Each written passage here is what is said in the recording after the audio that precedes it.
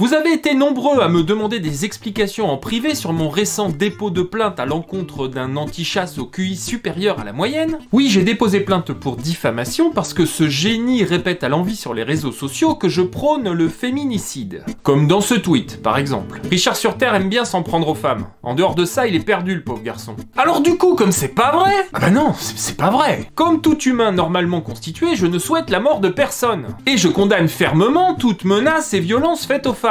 J'en reviens pas d'être obligé de le lire. Mais bref, comme c'est pas vrai, ça s'appelle de la diffamation et c'est puni par la loi. J'ai donc déposé plainte à la gendarmerie, l'enquête est en cours. Mais comment on en est arrivé là? Pourquoi est-ce que ce militant anti-chasse m'accuse de prôner le féminicide? Comment on peut d'ailleurs prôner le féminicide? Ouais, moi je suis plutôt pour. Alors je vais vous raconter tout ça et ce sera l'occasion de montrer une fois de plus que les réseaux sociaux peuvent être une machine formidable de désinformation du public. Bon, s'il y en a qui en doutaient encore, hein. Tout commence par un tweet de Sandra Krief, conseillère municipale à la mairie écologiste de Grenoble et membre du parti animaliste. Un féminicide sur 4 est commis avec une arme de chasse.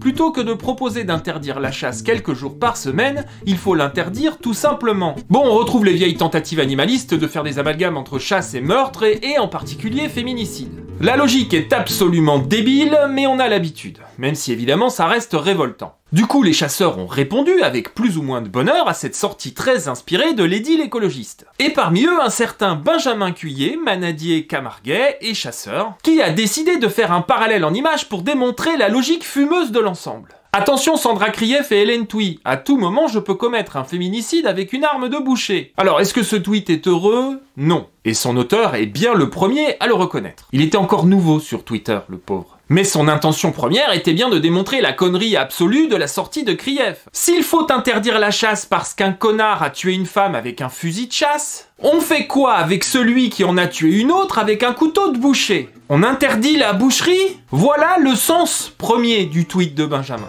Après, il aurait peut-être fallu le dire comme ça, hein, Benjamin. Mais il le sait, évidemment. Il s'est d'ailleurs excusé de sa maladresse, et il a tenté d'expliquer ce que je viens de vous expliquer. Mais la machine sociale s'était mise en route, grâce à Sandra Krief qui a posté la capture du tweet premier de Benjamin. Nous voilà menacés ouvertement par un chasseur. Imaginez l'indignation!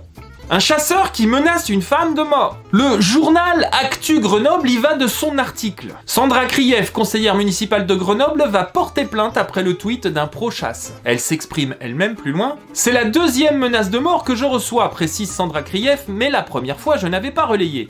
Là c'est une menace de mort avérée, constatée. Le débat peut exister, mais on parle de menaces de mort pour des idées sur une élue de la République. Dans le même article, le journal recueille les propos de Benjamin. En aucun cas, mon tweet, plus que maladroit j'en conviens, n'était une menace de quelque nature que ce soit à l'encontre de Madame Krief ou toute autre femme. Ma seule intention était de dénoncer la publication abjecte du parti animaliste qui insinue clairement que les chasseurs ont une responsabilité dans le drame qu'est le féminicide en France et dans le monde. C'est pourtant clair!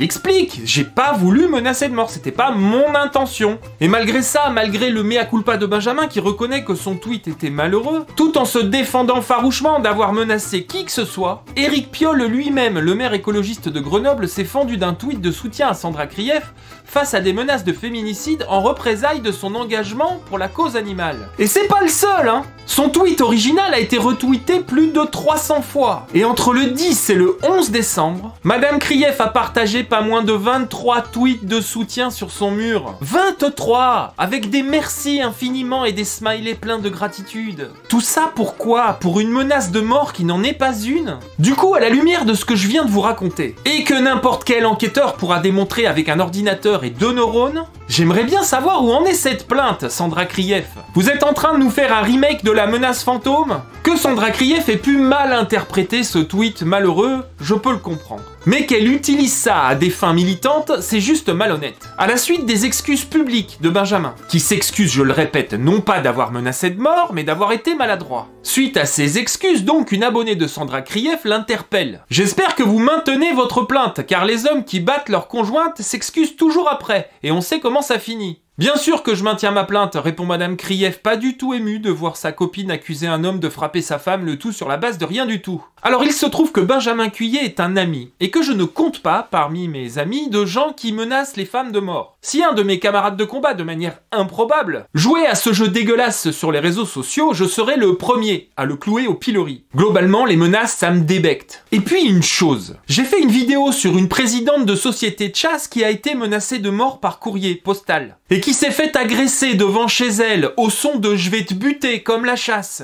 Je veux dire vraiment agresser, hein. Un connard à capuche s'est jeté sur elle alors qu'elle allait ramasser son courrier. Vous étiez où, Sandra Krief, Muriel Fusil, Éric Piolle et tous les autres qui vous lamentaient sur une menace de mort imaginaire? Parce que là, vous voyez, c'était pas imaginaire. Hein, c'est fait taper la gueule, en fait. Non, pas un commentaire, pas un petit tweet de soutien. Mon Dieu que ces gens sont pénibles. Du coup, vous vous demandez quel est le rapport avec mon dépôt de plainte? J'y viens. Quand toute cette histoire a commencé, j'ai interpellé Sandra Krief. Toute menace de mort est à condamner fermement et sans réserve. En l'espèce, ce n'est pas une menace de mort, tout au plus une réaction maladroite à vos amalgames entre meurtriers et chasseurs. Que vous sautiez dessus en mode outré ne fait que confirmer ce qu'on sait déjà. Ma position est pourtant claire, hein. Mais depuis ce tweet, le génie dont je parlais au début de la vidéo ne cesse de dire partout que je prône le féminicide. Petit florilège. Dans cet extrait, je me suis permis de mentionner sur la version finale pour Arte, Sandra Krief et Hélène Touy par rapport aux chasseurs qui prônent le féminicide ainsi que du soutien de cela par Richard sur Terre. D'ailleurs, Sandra Krief a partagé ça, bien sûr. Hein. Dans un sujet sur la chasse pour Arte, Thierry Bégou a abordé le sujet des menaces de mort dont j'ai été une des cibles. Merci Thierry de mettre en lumière ce sujet grave. Et Einstein de répondre. Les chasseurs, et par là je vise les hommes, ne devraient pas alléger ou soutenir les menaces de mort faites aux femmes.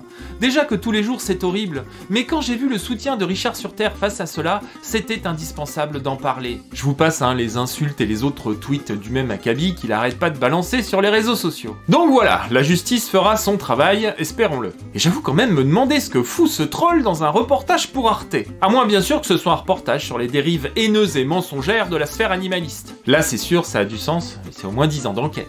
Bref, les réseaux sociaux sont un formidable outil de propagande pour les ennemis de la chasse, qui usent des procédés les plus malhonnêtes pour parvenir à leur fin. Amalgame, instrumentalisation du moindre fait divers, mensonge, ignorance, ma chaîne en est pleine. Voilà, je voudrais remercier les donateurs Tipeee et Paypal qui ont financé cette vidéo. Si vous voulez participer, je vous mets tous les liens en description. Merci aux clients de la boutique, partagez, likez, abonnez-vous. Et n'oubliez pas que sur les réseaux sociaux, des gens mal intentionnés attendent la moindre maladresse de votre part pour sortir vos propos de leur contexte et les utiliser contre la chasse tout entière. Voilà, je vous embrasse et je vous dis à bientôt, sur Terre ou ailleurs.